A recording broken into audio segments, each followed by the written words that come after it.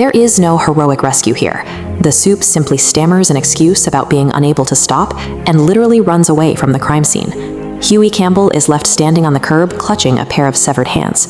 In any other circumstance, a celebrity committing manslaughter in front of witnesses ends with an arrest.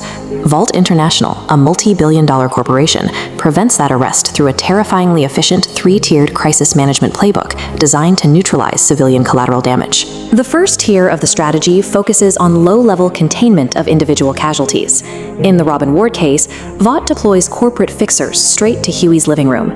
They slide a $45,000 settlement across the table, heavily conditional on a strict non-disclosure agreement. While the lawyers silence the victim's family, the PR department handles the public. They put A Train in front of a camera for a heavily rehearsed, deeply insincere televised apology to take control of the media narrative. It's pure, cold corporate math. A massive stock valuation depends on the Seven's pristine image.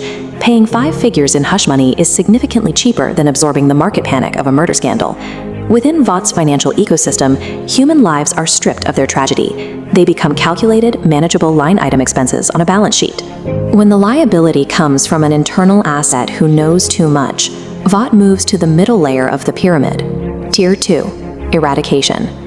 Popclaw was a former teen star who crossed a hard corporate line by leaking the existence of Compound V to outsiders. Vought handles this by forcing her to fatally overdose on heroin. The company permanently buries its espionage problem under the guise of a tragic celebrity statistic.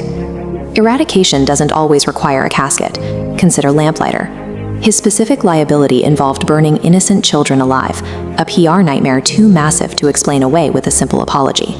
Vought effectively erases him from the public eye by quietly reassigning him to act as an orderly and executioner at Sage Grove, their secret psychiatric testing facility. Vought rarely fires highly trained, dangerous assets. They recycle them into the company's dark ops architecture to permanently seal their leaks. Then there are the disasters that cannot be hidden by a fake overdose or a quiet reassignment. This requires the most aggressive protocol. Tier 3. Reality distortion.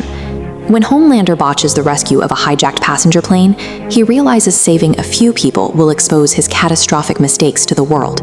He chooses to let the plane crash, eliminating every witness rather than risking a viral failure.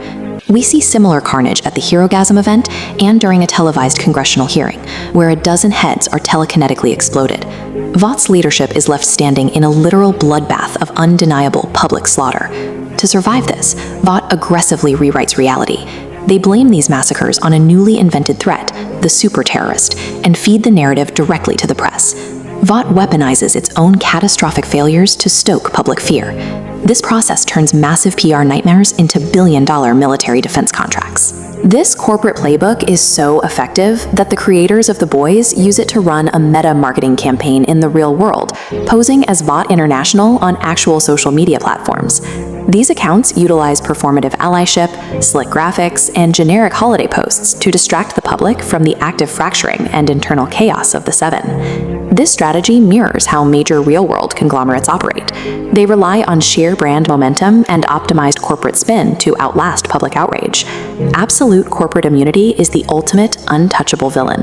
The on-screen blood and spectacle are merely byproducts of a system designed to protect the brand at any cost. In the universe of The Boys, civilians aren't people. They are budget line items, and the cost of doing business is written in blood. A girl steps off the curb to talk to her boyfriend, and a split second later, a superhero moving at Mach 1 vaporizes her into a cloud of red mist. High above the Atlantic, the calculus of human life happens again. Homelander botches a mid-air rescue of transoceanic Flight 37, and rather than risk a PR disaster by saving only a few passengers, he forces Queen Maeve to leave all 118 people on board to plunge into the ocean. These events leave behind deeply scarred survivors. Huey Campbell stands on the sidewalk holding his girlfriend's severed hands, while Indira Shetty discovers her husband and daughter drowned in the Atlantic because a soup decided they weren't worth the effort. Vought International tracks the property damage, but the narrative focuses on the psychological wreckage. These horrific inciting incidents dictate the specific ways that trauma will eventually reshape human behavior. When a person is broken by this level of loss, two paths emerge. They can allow the pain to consume them, repeating the abuse they've suffered, or they can find a way to stop the cycle from moving forward. To see how that plays out, we can look at three men at the center of the conflict: Homelander, the perpetrator, Billy Butcher, the vigilante hunting him, and Huey Campbell, the everyman caught in the middle. The real measure of strength in this story has nothing to do with superpowers. It comes down to how these three men process their foundational wounds. Homelander spent his childhood in a sterile Vought laboratory. He was raised as a corporate product by scientists who treated him like a specimen, entirely deprived of a mother, a father, or any genuine human connection. He compensates for that emotional void by projecting absolute strength. Following the Flight 37 tragedy, he gives a public speech blaming the government for the disaster, and you can see Vought's military contract approval ratings spike massively. He converts 100 deaths into personal leverage. Despite his global power, he is still driven by the frightened child in the lab. Decades later, he tracks down the aging scientists who abused him, systematically torturing and killing them to satisfy a need for revenge that never quite goes away. Homelander is the victim who cannot move past his pain. By dwelling in his past, he creates a living hell for himself and everyone around him. Billy Butcher is Homelander's most dedicated enemy, but they are psychological mirrors. Butcher was raised under the fist of a brutal father, learning early that violence was the only effective way to protect himself or to get what he wanted. This cyclic flowchart shows the mechanics of his behavior. He experiences trauma, attempts to form a connection, but rapidly defaults to terror and manipulation. He alienates his allies and isolates himself, justifying the violence by claiming it's the only way to survive a corrupt world. He tries to grow when he's with his stepson, Ryan. He makes an effort to listen and connect without using force. But as soon as the boy resists him, the connection short-circuits. He panics, snaps at the child, and reverts to a philosophy where might makes right.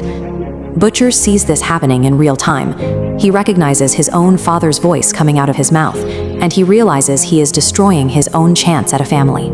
Yet, despite that self-awareness, he remains unable to stop the cycle of violence. Huey Campbell's descent begins on the sidewalk with Robin's death. Before that moment, he was a retail worker who avoided conflict at all costs. Huey's fear of being a loser like his father makes him vulnerable to Butcher. He starts to believe that being strong means being aggressive, and he begins to abandon his own sense of morality to keep up with the team. This culminates in an addiction to Temp V24. He starts injecting the serum to gain teleportation and super strength, with the chemical literally and figuratively overtaking his natural bloodstream to manufacture the confidence he couldn't find on his own. Huey's unhealed trauma has infected him. By the time he's punching through a soldier's chest, he has become the exact type of monster he originally set out to destroy. Huey eventually looks at the blood on his hands and realizes that V24 is a shortcut, a way to avoid the messy, difficult process of actually facing his own fear. He realizes that relying on violence is a coward's escape. His awakening stands in contrast to Homelander's final state.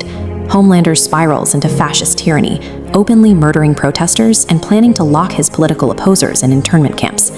Butcher reaches his own endpoint, surrendering entirely to the hatred his father taught him. He decides that the only way to win is to unleash a virus that will commit a worldwide genocide of every soup on Earth.